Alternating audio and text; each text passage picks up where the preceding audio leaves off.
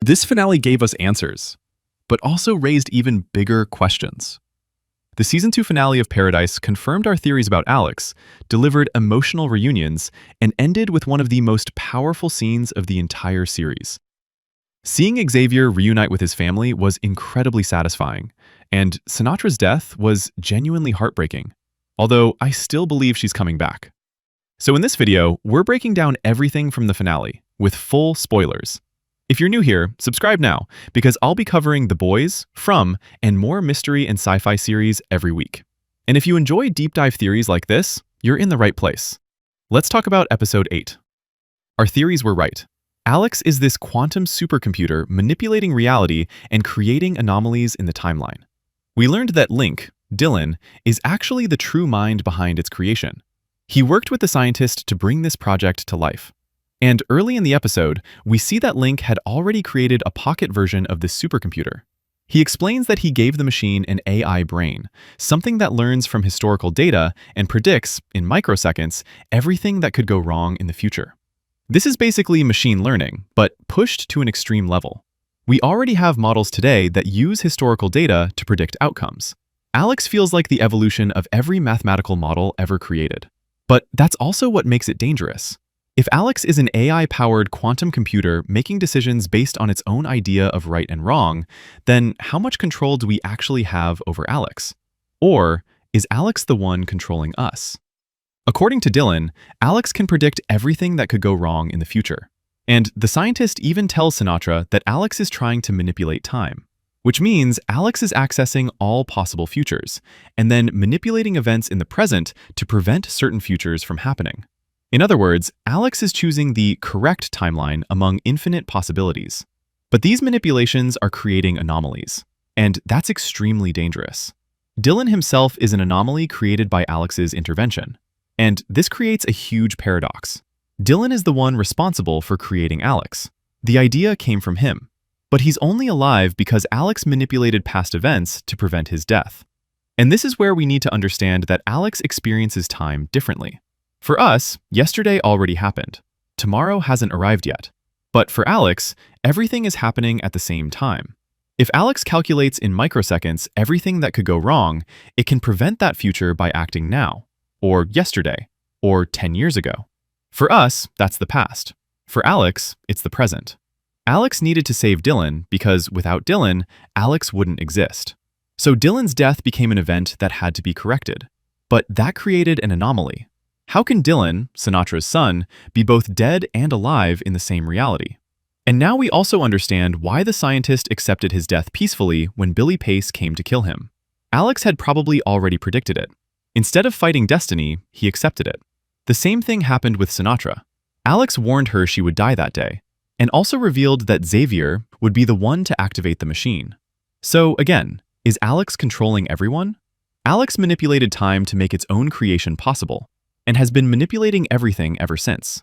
But is the future Alex is choosing actually good for humanity? Sinatra believes it is. This episode also suggests that the anomalies are moments where different realities merge. Jane is the perfect example.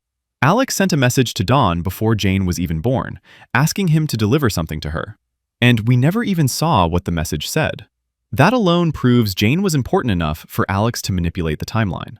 At the beginning of the episode, we see Dr. Tarabi in her house and Jane's body in the bathroom. Tarabi killed her.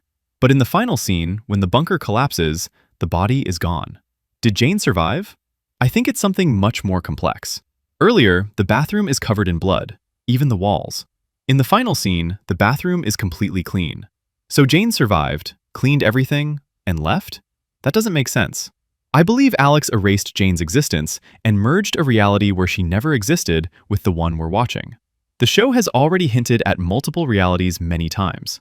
In Season 1, Episode 1, we see Xavier climbing the stairs and the screen splits into four similar universes with small differences. There's also the breakfast scene. Annie has one slice of bacon, then suddenly her plate is full of eggs. And when Sinatra puts her hand in the sunlight, we see multiple cuts of the same moment. So if Dylan is an anomaly created by time manipulation, Jane's non-existence could be another one. And did you notice that Xavier is the one who activates Alex? Which means, in the present, Alex hasn't been activated yet. But at the same time, It already has. When Xavier meets Link, we again see that corridor scene, the one that hasn't happened yet, leading to Alex. Now we know Alex is in another bunker beneath Denver Airport.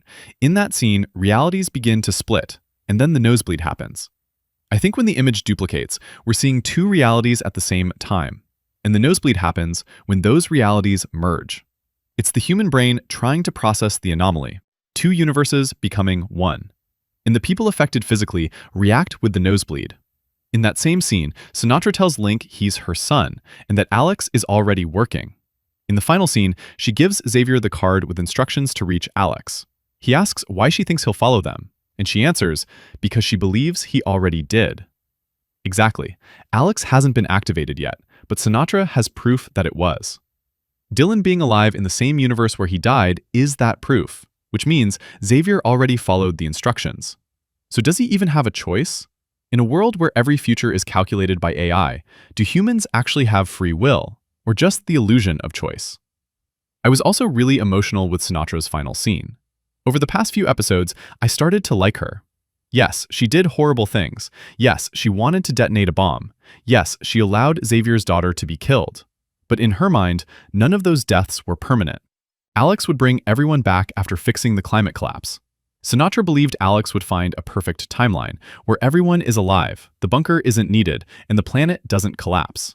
And her final moments were beautiful. She finds Link. She hugs her daughter. She always said she wasn't a monster, and I believe her.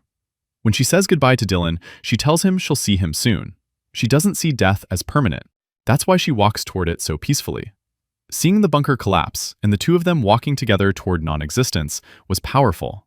I think the child version of Dylan was just a vision, something emotional, no deeper theory there. And honestly, I now see Sinatra as a force of good. She did terrible things, but to save everyone, because if she hadn't, humanity would already be dead. And finally, we saw the Collins family reunited, even if only for a few seconds. Presley hugs her father, then runs to kiss Jeremy. We also see Xavier introducing Terry to Dr. Tarabi, which creates an interesting conflict, since Tarabi clearly has feelings for him. And Dylan finally meets his daughter, named Annie after his mother. If Dylan is an anomaly, then his daughter is too. I thought her identity would be a major twist. Some people even suggested Annie could be her own mother, dark style, but I don't think that's the case. We already know who Annie's mother is. The simplest explanation is probably the right one. Link named the child after Annie as a tribute. Dylan originally wanted to destroy Alex because manipulating time is dangerous. But now that he knows Sinatra is his mother, will he still try? I don't think Alex can be destroyed. If Alex manipulated time to create itself, it would manipulate events again to prevent its destruction. Everything suggests Season 3 will be the final season, and honestly, that makes me excited, because this story deserves a strong ending. If you enjoyed this breakdown, subscribe now. I'll be covering the boys from and more theories every week.